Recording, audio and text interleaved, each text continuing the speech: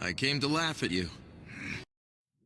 Hello everybody, my name is Kenyaki, and welcome to Fix Ursarctics, a series where I use our good friend, the custom card, to fix our bad or outdated tech, and maybe not make them quite tier 0, but at least playable in modern Yu-Gi-Oh! Looking at you, Crystal Beasts. Anyways, today we're going to be going over my favorite deck, the Ursarctics. But what are Ursarctics, you may ask? I'm glad that you asked. Simply put, besides being Space Bear Gundams, they're water synchro-based archetype of level 7 and 8 Beast and Beast Warriors, with one machine fusion, of course. Their main tier card, Ursarctic Polari, is a level 1 synchro monster based off of the star Polaris, the brightest star in the Ursa Minor constellation. That's a little bear and a little dipper for you common folk. Polaris, also known as the North Star, is often used for navigation due to its proximity to the North Pole, and therefore its relation to the cardinal compass. The Little Dipper itself is located in the northern skies, a trait shared with the Draco constellation, which is why Ursarctics are so closely related to the Drytron archetype. The Ursa Minor consists of 7 main stars, each forming the ladle, in layman's terms, with each of those stars being represented by a main deck monster, hence the deck's fascination with the number 7. Thank you, Professor Huffington. Mechanic-wise, each of these main deck monsters are essentially act as hand traps, summoning themselves using quick effects by tributing low level 7 or higher monster in your hand, and having their interruption effects go off if there's another Ursarctic on your field.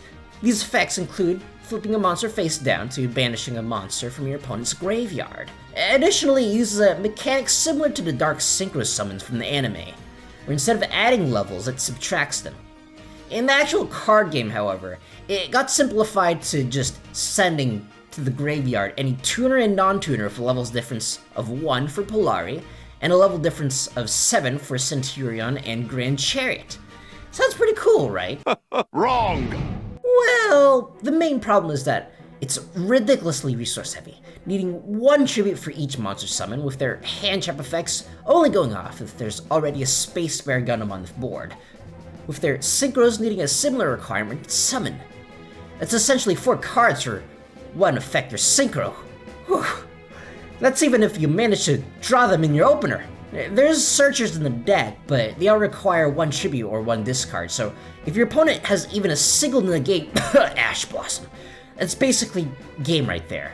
The archetype even has a draw 7, but even that's not good enough. So, now you know my pain of having the cool Space Bear Gundams be my favorite deck Crystal Beast users. I feel your pain. So, now for the title of the video. How would I fix this deck? Essentially, more consistent and less resource heavy ways of summoning their monsters. For this deck, I'm adding 2 additional cards. I want to keep consistent with the 7-star theme, so this Ursarctic monster isn't based off of any 1 star, but instead being based off of space itself and the formation of stars. So I started out by drawing a rough draft of what I wanted exactly.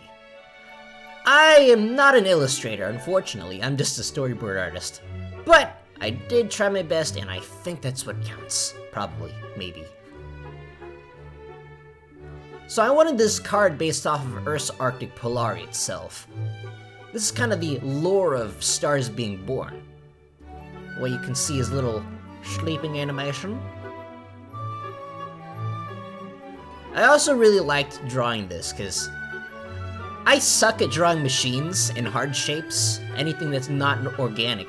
Ursarctic Polari is actually a combination of the 2. I wanted to change it up a little bit, so there's little circles on his arms, and his eye shape is now completely different. I spent some time trying to get his eye shape right, because, I mean, what does a machine look like with closed eyes?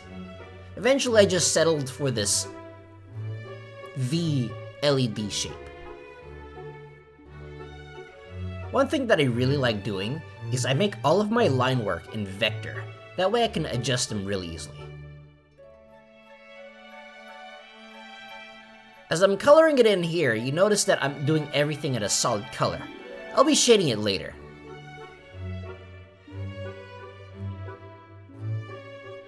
So here I am with just shading. I am not good at shading things, but I did try my best, and I think that's the more important part here. I am doing this for free after all. My channel isn't even monetized yet.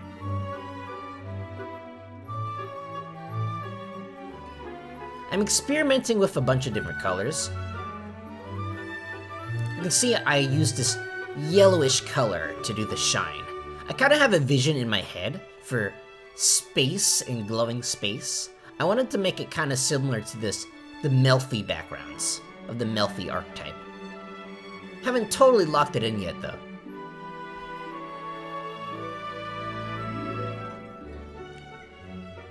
See that I have the line art in two different colors? I have this one dark teal color and the other one is this light purple. I tried to reflect it a little bit in the actual official art. Ursarctic Polari's line art is actually drawn in two different colors, depending on whether or not it's sticking out. Now here, I have no idea how to draw prisms, so I basically just threw stuff at the wall and see what sticks. And here it comes in the background. Like I said before, I kind of wanted to do a Melfi one, but I wasn't really sure how to do that. Eventually, I just decided to do that later and start working on the glow. Glow is basically a gradient of two different colors. I experimented with a little bit, but I eventually came to a color that I liked. Now here, I wanted to include both the Ursarctic and the Drytron constellations. So here it is. I think it's pretty cool. Adding a little pink. I'm still not really sure what I want to make the background, but I think it turned out pretty good. And there you have it. I present to you Ursarctic Nebulous. Ursarctic Nebulous is a level 1 water beast effect monster. It has 0 attack and 700 defense. This card reads, this card cannot be used as extra deck material. It's a term that technically doesn't exist in the actual card game, but I'm making it exist. Because my gosh, I do not want to waste word space on this incredibly tiny card. If this card is level 8, you can treat it as a tuner. You can only activate each of the following effects of Ursarctic Nebulous once per turn. You can reveal one level 7 or 8 monster in your hand.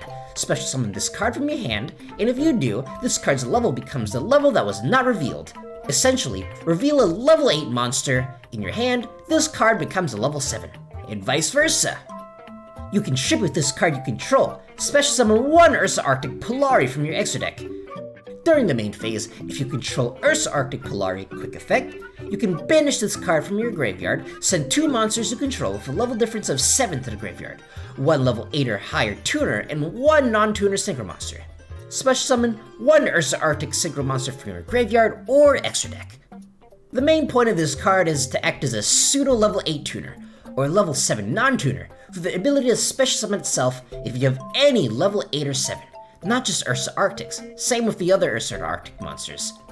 This card has a restriction that it can't be used as an extra deck material. This doesn't actually affect Ursarctics since they don't actually synchro summon. Instead, their synchro monsters are summoned due to an effect, meaning that they can never be used to complete the synchro summon daily mission in Master Duel. Thank you, Konami. It can also attribute itself to summon Polari, skipping the need to use up another Ursarctic and therefore another tribute. I made the graveyard effect to reflect the hand trap nature of the deck, essentially allowing you to excel synchro as long as you have Polari in your field. This card can be used for Septentron. Septentrion. Is that what this card is called? How long have I been playing this deck? This can be used for summoning Septentrion if you think your opponent has a single target removal. More often than not, you'll want to use it to summon Grand Chariot, giving you a quick effect to pop 2 on your opponent's turn. Now for the second card. I specifically wanted to make the summoning of Ultimate Flagship Ursatron a bit easier. Right now it's, I don't think anyone runs it at all. As of the recording of this video, you can only summon it by banishing the field spells of both the Ursarctic and Drytron archetypes, using Ursarctic Drytron. Since Ursarctics heavily rely on its field spell, this is pretty much suicide if you do this in Ursarctics. Unless you have some backup options, of course, which the deck doesn't really have. The solution to that? Add more ways of getting your field spell. Since I want this trick to be viable in both Ursarctics and Drytrons, I'm gonna be basing this new card on Drytrons, but having its effect being counted as both an Ursarctic and Drytron member. Naturally, the card art will reflect this, meaning that I now have to draw a Drytron.